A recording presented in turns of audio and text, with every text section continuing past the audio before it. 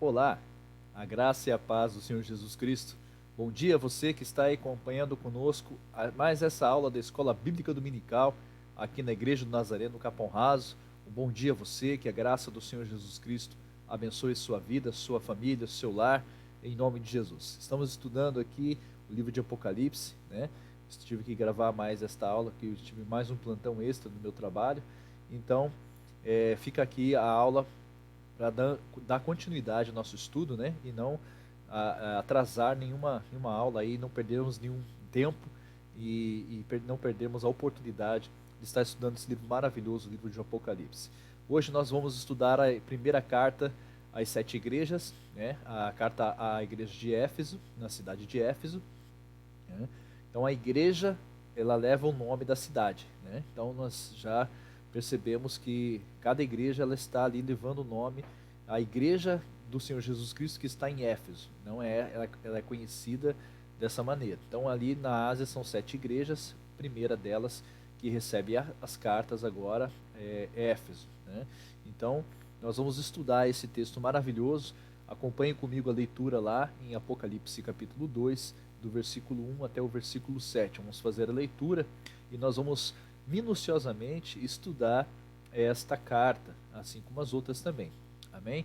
Nós vamos estar utilizando aqui o livro do John Stott, né, que é O que Cristo Pensa da Igreja, e ele traz um estudo aprofundado dessas 7 cartas, para nós termos aqui uma compreensão do livro de Apocalipse. E muito importante estudar o livro do Apocalipse, ainda mais nos tempos em que estamos vivendo. Estamos vivendo os tempos do fim, e o Apocalipse vem abrir os nossos olhos, nos revelar a vontade de Deus para as nossas vidas. Que Deus abençoe poderosamente a sua vida, e vamos lá para o nosso estudo então. Vamos fazer a leitura desta carta e em seguida nós entraremos no conteúdo. Amém? Deus abençoe. Vamos ler então. Ao anjo da igreja em Éfeso, escreve: estas são as palavras daquele que tem as 7 estrelas em sua mão direita e anda entre os 7 candelabros de ouro. Conheço as tuas obras, o seu trabalho árduo e a sua perseverança.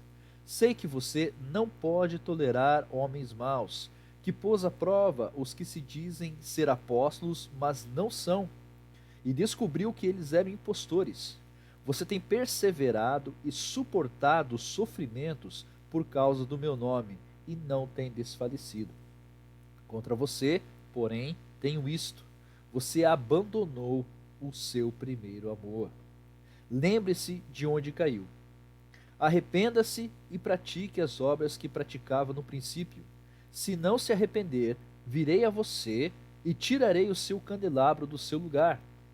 Contudo, você tem isto a seu favor: você odeia as práticas dos nicolaítas, as quais eu também odeio.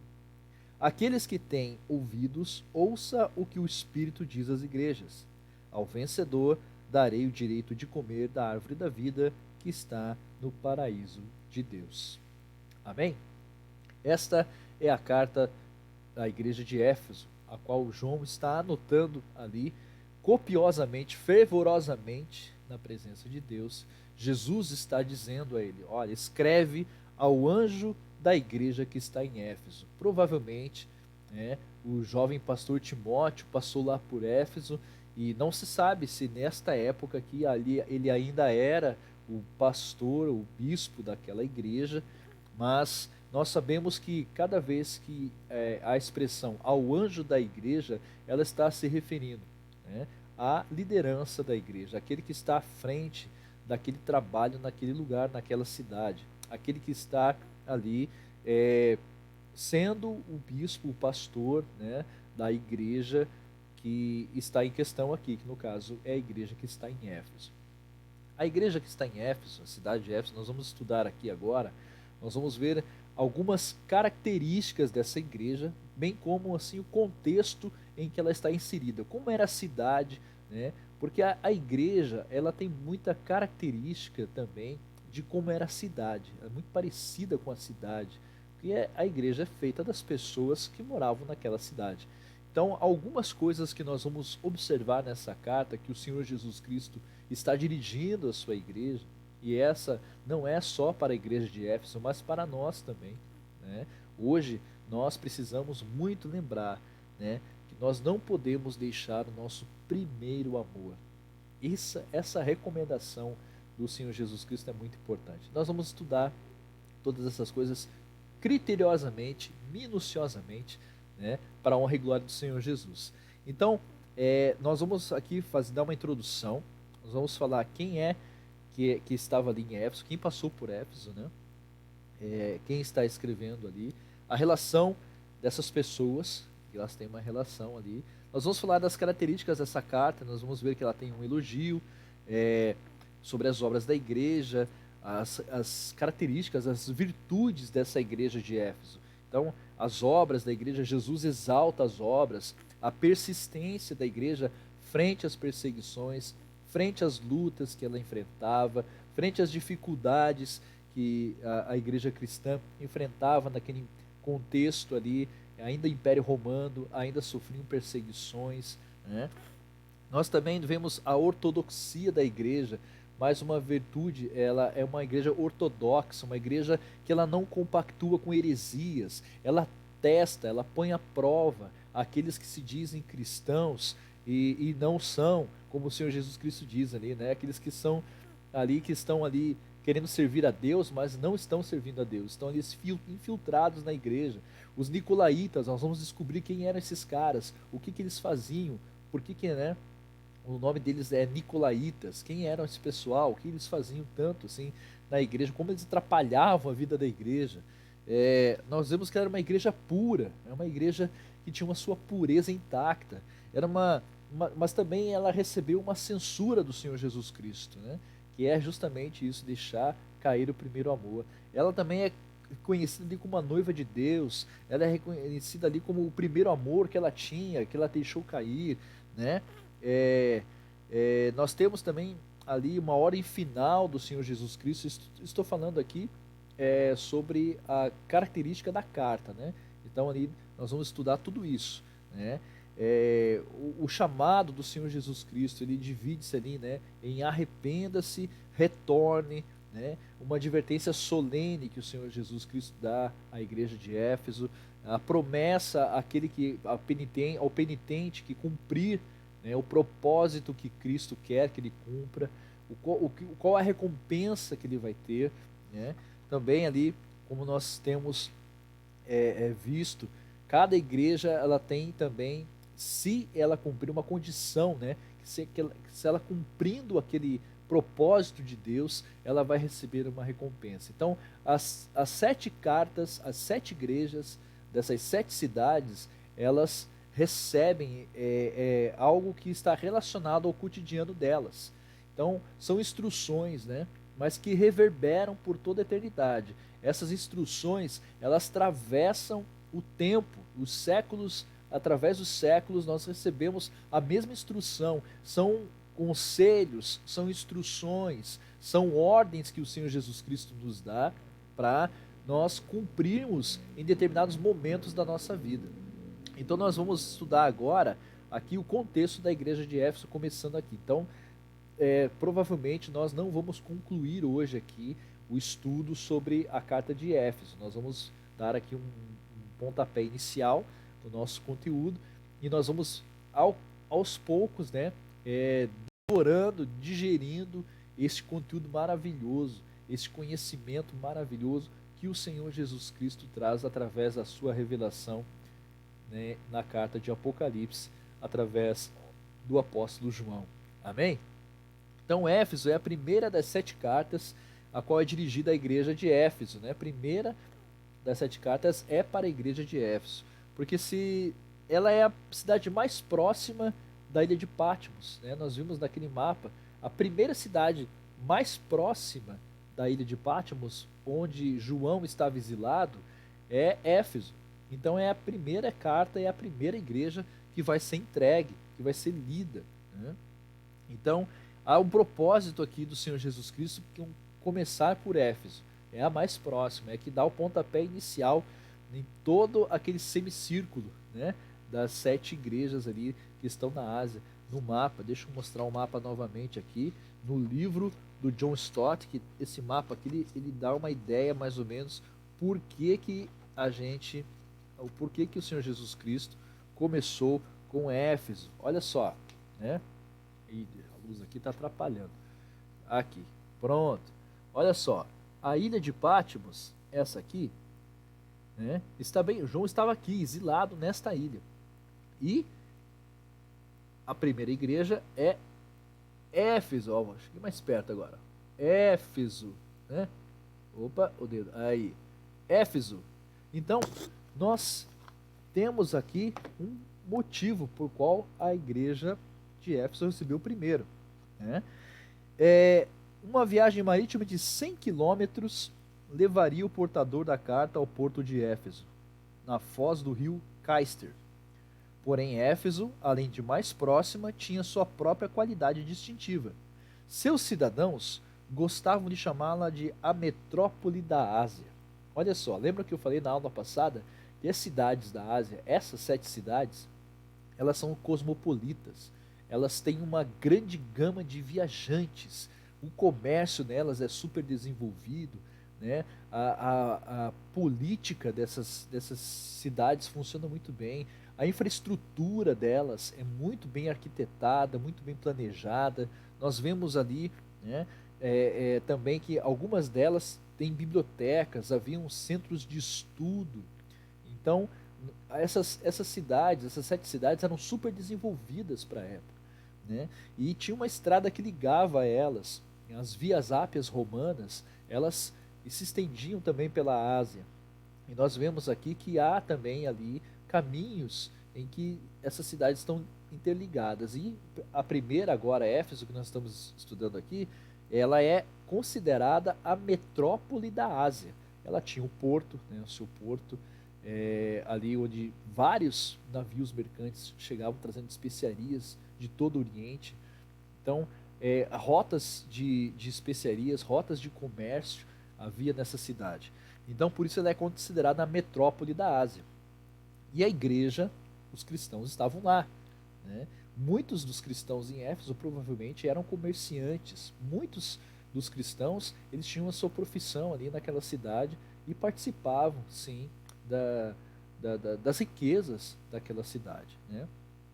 E de fato era a capital da província romana, na Ásia. Então, Éfeso era a capital da província romana na Ásia. Então, toda essa região ali da Turquia, que hoje é a Turquia, ela estava sob o Império Romano, era uma província romana.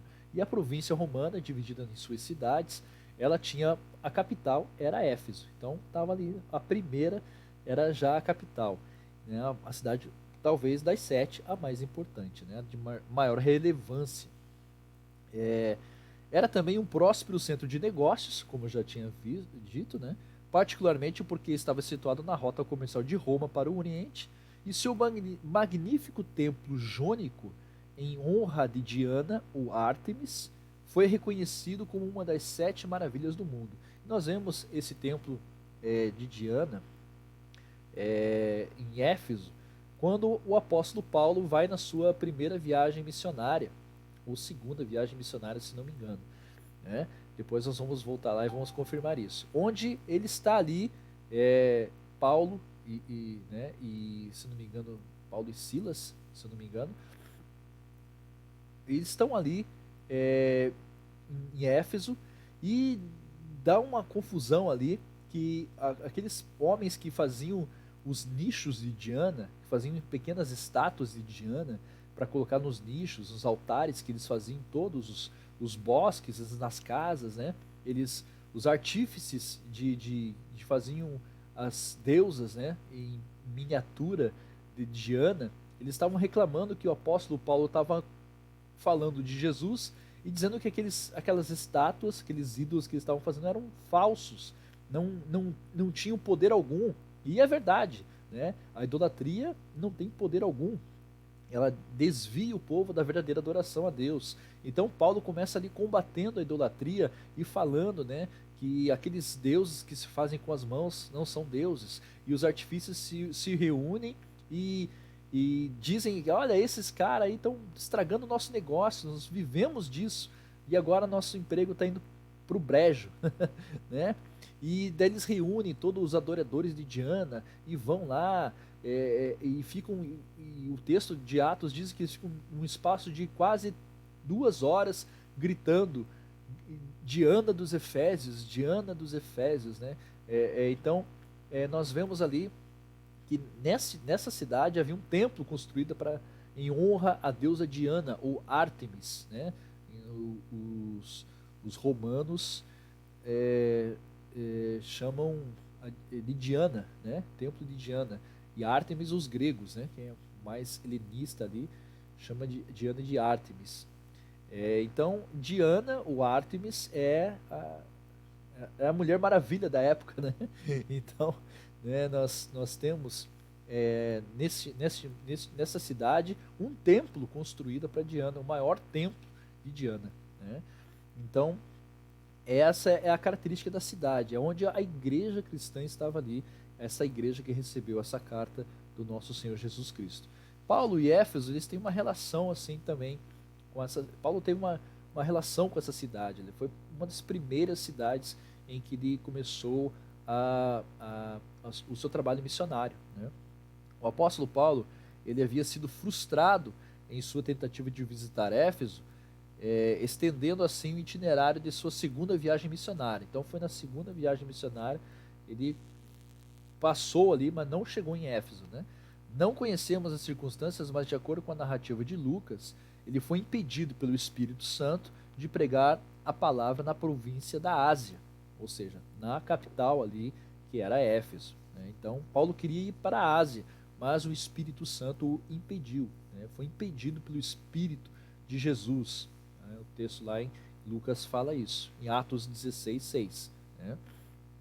No retorno da viagem missionária, da segunda viagem missionária, Paulo fez uma curta visita a Éfeso e reconheceu tão claramente a sua importância estratégica ali para incluir ela em sua terceira viagem missionária. Então, Paulo passa por Éfeso na volta da segunda viagem missionária e fala: essa cidade é importante.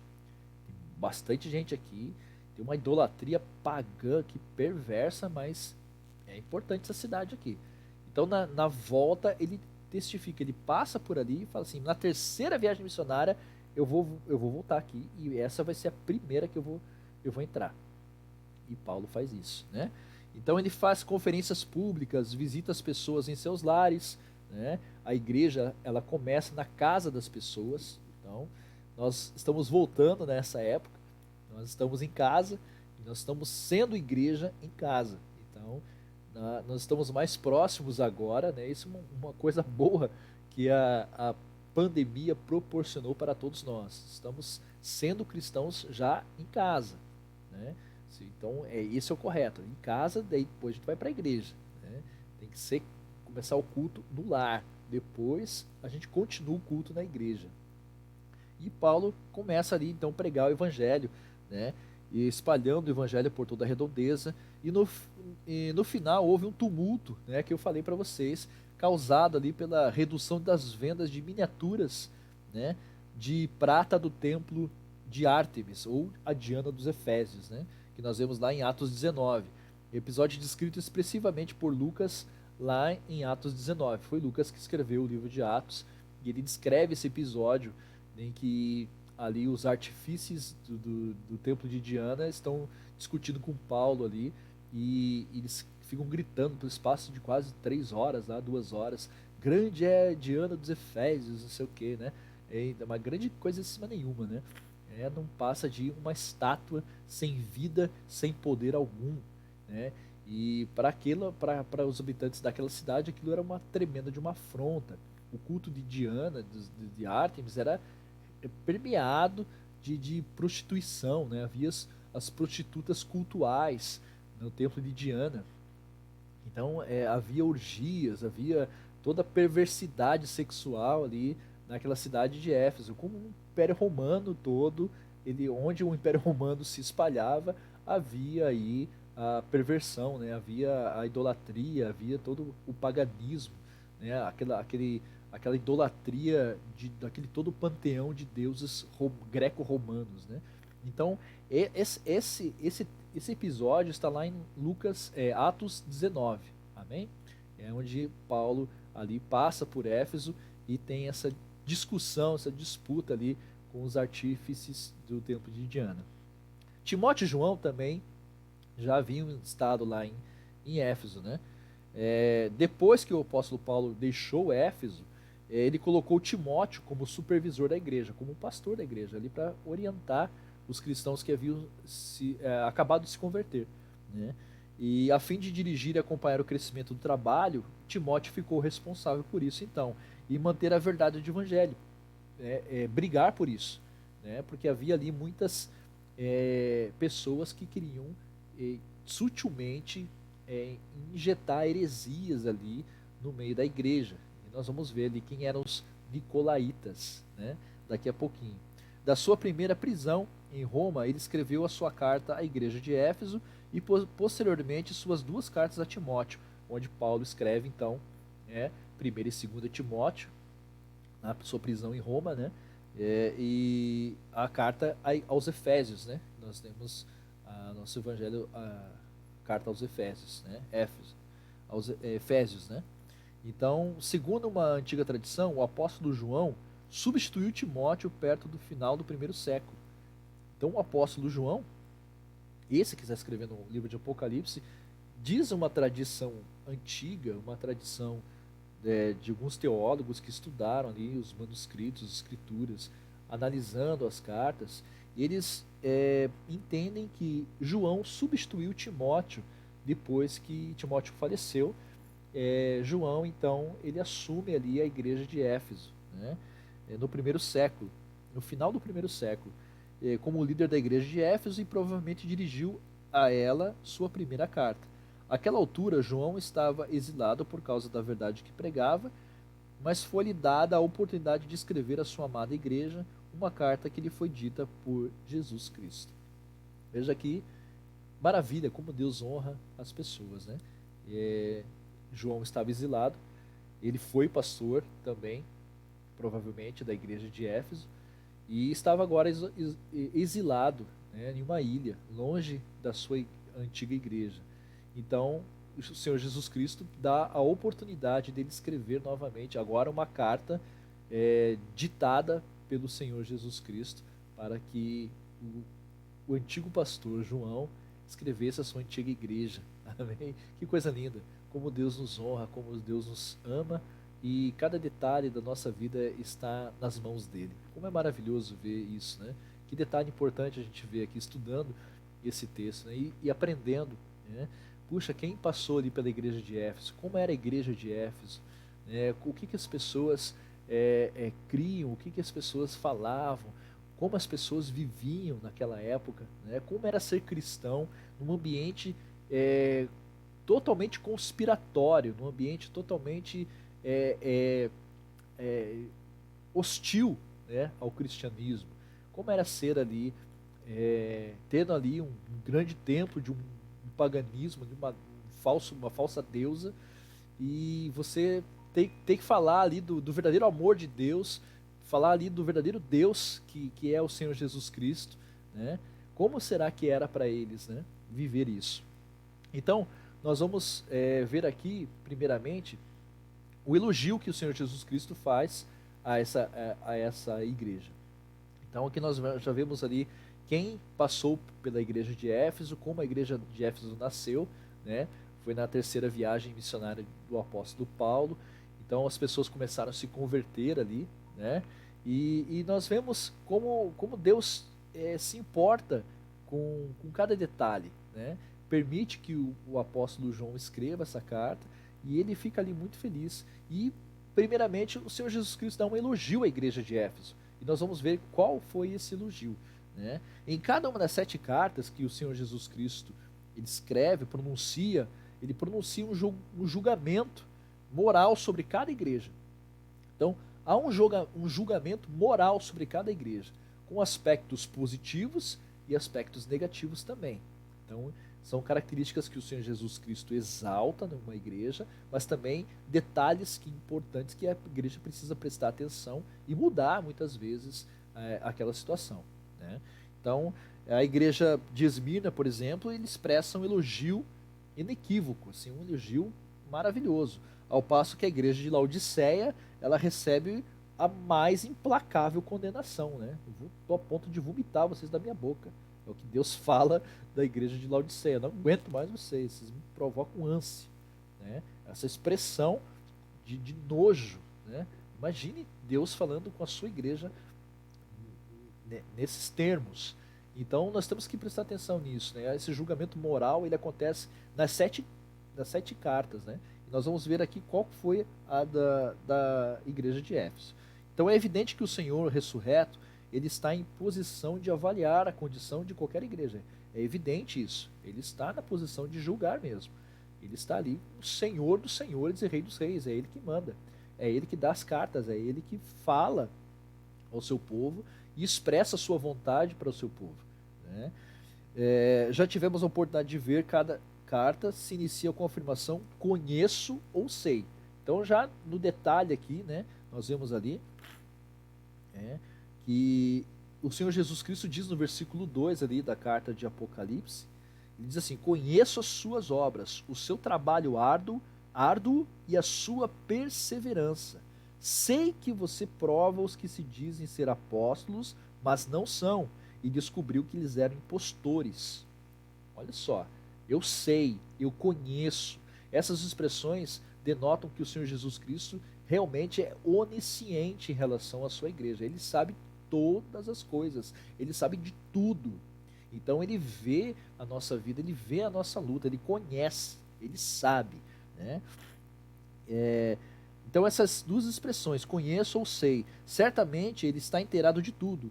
Como ele diz aqui, é aquele que tem as 7 estrelas em sua mão direita e anda entre os 7 candelabros de ouro e passeia pela sua igreja, como eu disse no vídeo anterior. Ele anda por entre os candelabros na visão de João.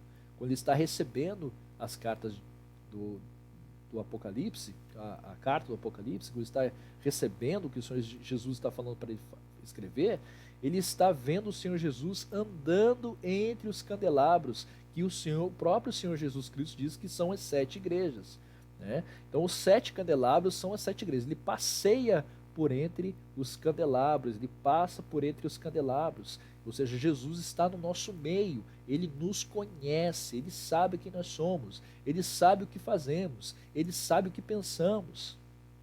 Então, ele está inteirado de tudo.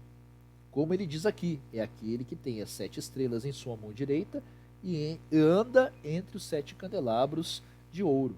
A asserção é ainda mais forte agora do que anterior no primeiro capítulo. Ele não apenas tem as estrelas, ele as segura.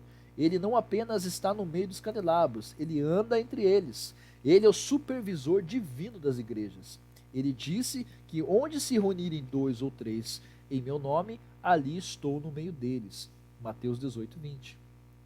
Cristo visita o seu povo, ele habita com ele, ele anda no meio dele, ele o inspeciona, ele o conhece, né? Então, a igreja de Éfeso ela mostra 3 virtudes que o Senhor Jesus Cristo exalta, pôde louvar sem restrição nenhuma, ou seja, elogios assim maravilhosos sobre a igreja. Olha, eu conheço as tuas obras, eu sei que vocês trabalham bastante, eu sei que vocês trabalham com amor, com afinco, né? Olha só, eu conheço as tuas obras, o seu trabalho árduo e a sua perseverança. Vocês não desistem fácil, vocês vão atrás, vocês batalham, vocês perseveram. E também sei que você não pode tolerar homens maus, ou seja, não compactua com a injustiça, não compactua, né, com o sistema maligno que está neste mundo, né, que pôs à prova os que se dizem ser apóstolos, mas não são. Olha só, havia no meio da igreja muitas pessoas que tentavam se infiltrar, talvez até muitos adoradores lá do templo de Diana, querendo sabotar a igreja ou conhecer a igreja para depois sabotá-la. Então eles se apresentavam como apóstolos. Olha, tem um ensino aqui para vocês, uma revelação do Senhor Jesus aqui para vocês, que vocês devem agora fazer como estão fazendo no templo de Diana. Vocês devem permitir ali que as sacerdotisas de Diana andem no meio de vocês. Então, né, tem muitas pessoas se levantavam no meio da igreja dizendo ser apóstolos, mas não eram. Eram lobos na pele de cordeiro. E eles estavam ali tentando se infiltrar. E o Senhor Jesus Cristo aqui faz essa nota maravilhosa sobre a igreja. Ele apresenta ali: olha, eu sei que vocês têm, não toleram homens maus e que põem à prova os que se dizem apóstolos e não são. E descobrem que eles são impostores. Ou seja, vocês colocam tudo a limpo.